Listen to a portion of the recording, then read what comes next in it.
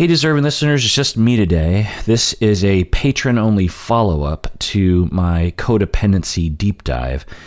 I asked in the deep dive for patrons to write in their own reaction to the deep dive, talking about their own experiences with codependency, because I think that's where a lot of the learning and the wisdom comes from, is to hear people's stories, how the theory applies to people. And I tried to do that in the deep dive by providing examples, but to read people's accounts of actual codependency and their observations, I think, is very illuminating. So that's what I'm going to do in this episode. I'm going to read and there were a lot of people who emailed in. It was interesting how much the deep dive on codependency resonated with people.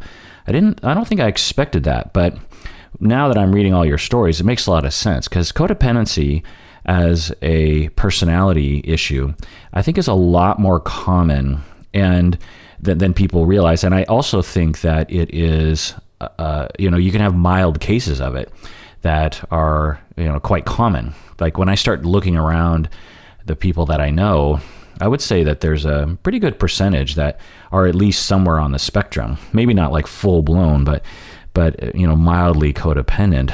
And I think it's a real ignored area for a variety of reasons that I might get into. But anyway, so this is a patron-only episode. And if you want to hear the full episode, you have to become a patron by going to patreon.com. And when you become a patron, you'll get access to this full episode along with a lot of other deep dives that we do. I don't know how long this episode's going to be, but probably long, because there's a lot of emails.